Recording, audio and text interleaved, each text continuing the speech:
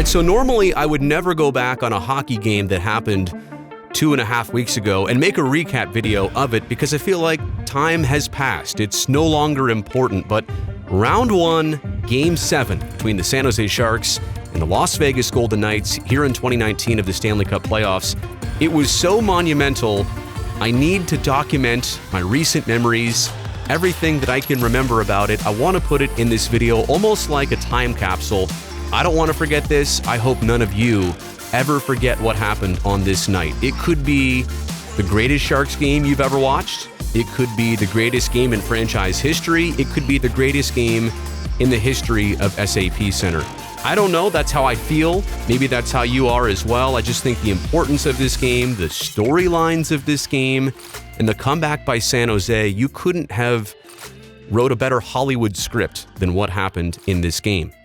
I also want to say, if it weren't for this game and the Sharks 5-4 win, the playoffs as I tape this are still going. I don't think we truly know the end result of how big the Pavelski payback was yet.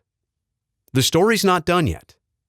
The reason I didn't do this right away, you may recall, I got a little bit sick after Game 7, whether it was yelling too much, staying up too late.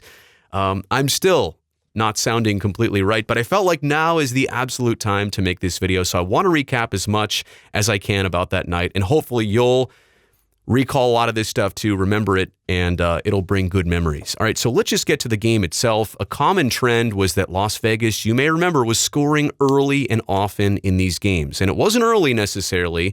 It was 10-10 into the first period, but it was only their third shot of the game when William Karlsson makes it 1-0. All right, that's kind of a letdown. Game 7, you're going to have to play from behind. Things get worse in the second period. At precisely the 10-minute mark, Cody Eakin takes the McNabb shot, redirects it. Now, his stick was high. Was it below his shoulders? Was it below the 4 feet of crossbar on the goal mouth? Up for interpretation. The referees, Toronto, they ruled it a good goal. And now all of a sudden, you're talking about a 2-0 deficit with half a hockey game to play. Not ideal. Doable is the comeback for San Jose. As we know, they did. But it just doesn't have the best taste to it in a Game 7 situation.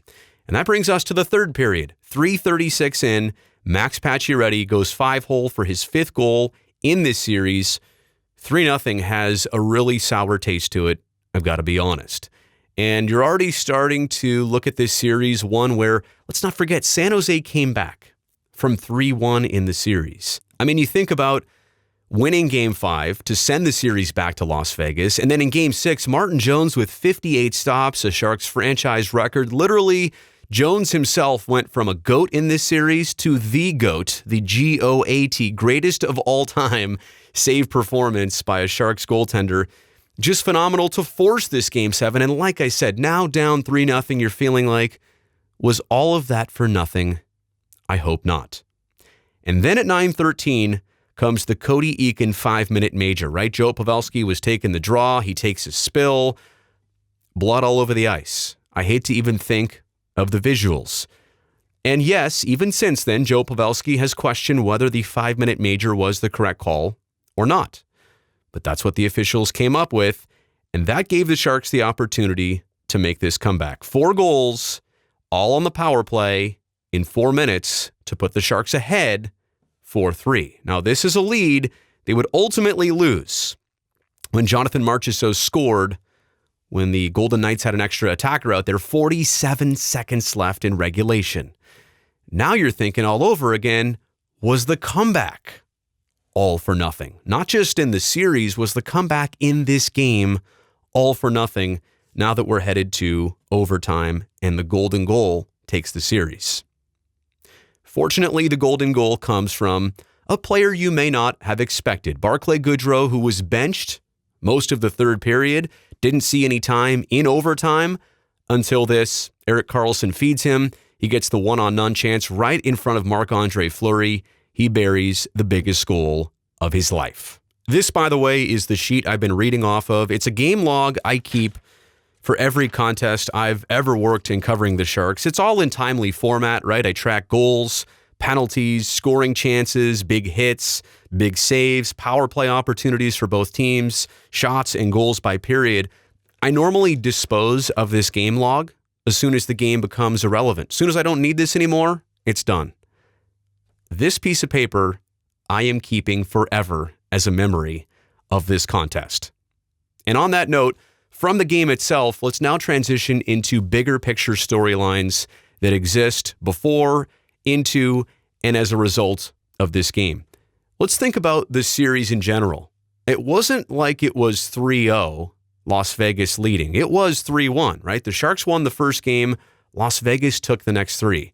It wasn't that almost, and I hate to say it, reverse sweep. Remember the infamous reverse sweep by the San Jose Sharks and the LA Kings? Sharks were up 3-0. LA went on to win that series 4-3. But this was so close to the Sharks executing their own reverse sweep in the series. And based on momentum, based on the way Las Vegas was scoring, it did feel like a reverse sweep, even though the Sharks at their worst were only down 3-1. How about redemption in this series for two individuals specifically? Let's start with Martin Jones. He was pulled twice prior to even starting Game 5. And there was a huge question whether he would be the guy in Game 5 or not. All the early goals, all the clusters of goals, right? Las Vegas scored 3 times in 5 minutes. I believe that was Game 2.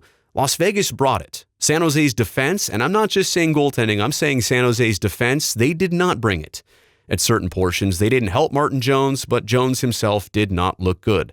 What a redemption for Jones in this series to have the games 5, 6, and 7 that he absolutely did. We already talked about the redemption for Barclay Goodrow, a fourth-line player, a guy who wasn't getting the opportunity at the contest's most critical junctures. But I think Pete DeBoer saw what everybody saw in overtime. There started to be some tired legs on both sides. Guys were skating, but you could tell the energy just wasn't there in the jar for these guys. And I think what Pete DeBoer decided to do was put fresh legs out there here and there. And obviously for Goodrow and his scoring opportunity without the fresh legs that he gained by being on the bench for a big part of the third and into overtime, without those fresh legs, I don't know if he has that acceleration to get around, make the power move, and finish on Marc-Andre Fleury.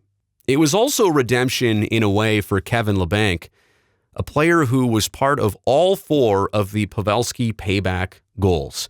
Kevin Leblanc revealed during an interview at about the midpoint of the season that the coaches had sat him down and talked to him about improving his game because it was noticeable in the second half of the season. Number 62 was playing different and honestly playing better. Leblanc had said a few times, but one time he went into very specific detail. The coaching staff had told him, "We want to be able to trust you offensively and defensively in a hypothetical Game 7 situation against Las Vegas." I'm not even kidding you here. It was that specific. Wouldn't you know, Kevin Leblanc is the player involved on all 4 power play goals, 1 goal, 3 assists, part of the Sharks' comeback. That's pretty cool. You know, one thing we haven't talked about was the absence of Joe Pavelski.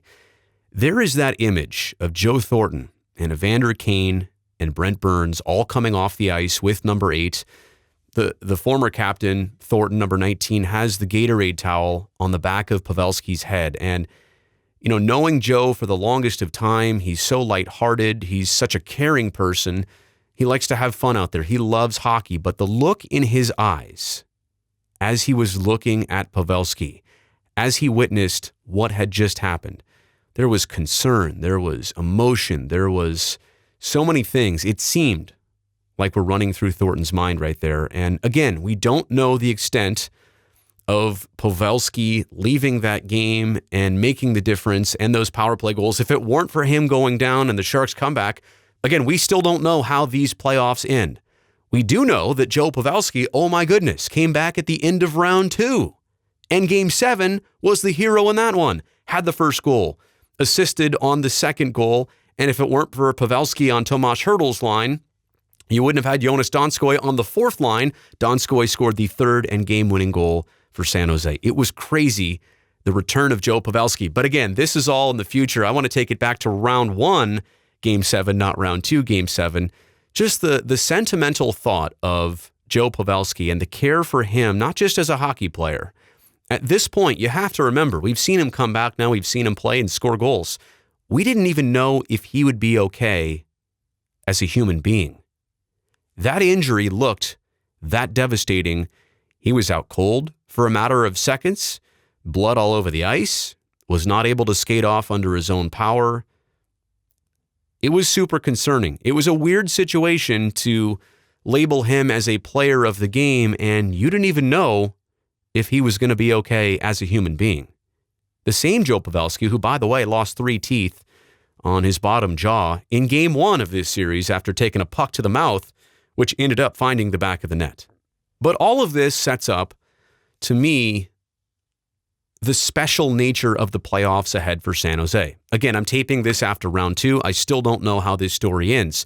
But Jeremy Roenick, days after this, did an interview with us in NBC Sports California. And, he went out on his own to say, and it was totally off the cuff, no script here.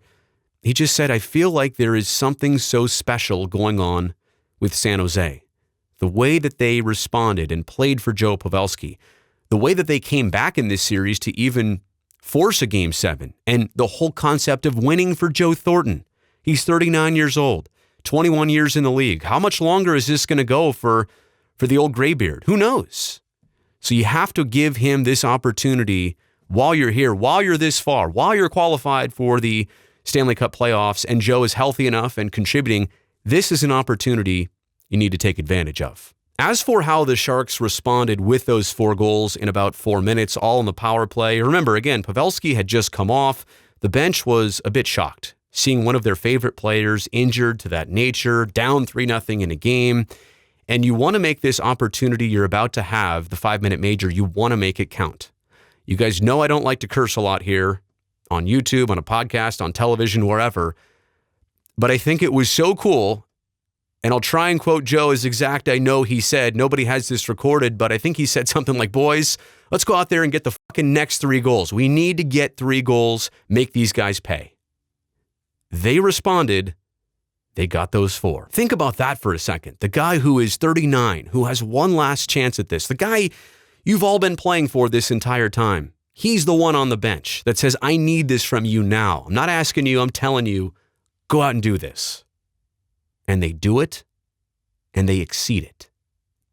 I know there was a lot of commentary, conversation about controversy and penalties in this series. And yeah, the Cody Eakin 5-minute major, I think a lot of people have said if the referees got to call it again, certainly it's a minor penalty, maybe a double minor, not the major that was assessed, and not the opportunity for San Jose to keep scoring on that 5-minute power play. Realistically, though, there were things that didn't go the right way for both sides as it pertains to officiating in this game and in this series. I mean, Cody Eakin getting the 2-0 goal, again, was that a high touch? Was it not? How about earlier in this series, Game 2, when it looked like Brent Burns had put the Sharks in an early second period 4-3 lead? That goal gets reversed because they said it was goalie interference. Logan Couture made contact with Marc-Andre Fleury. Yeah, there was a little bit of contact, but wasn't Fleury well out of the crease? Don't the rules state that any incidental contact outside of the crease doesn't allow in goalie interference or the reversal of a goal call?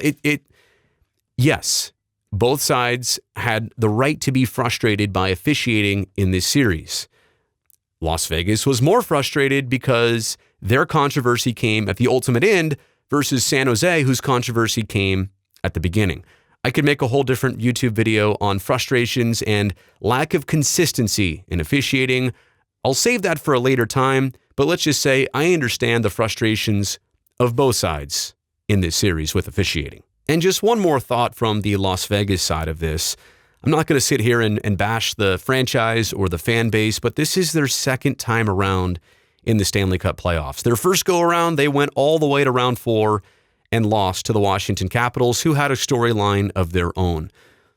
But the feeling of dejection, the feeling of being wronged, the feeling of anger, I understand that the fan base was extra vocal about that. They were certainly not shy to hide their feelings of being wronged in this series in some way, shape, or form. Let's not forget, the call in Game 7 for Pavelski, that didn't cause Las Vegas to lose Games 5 or 6.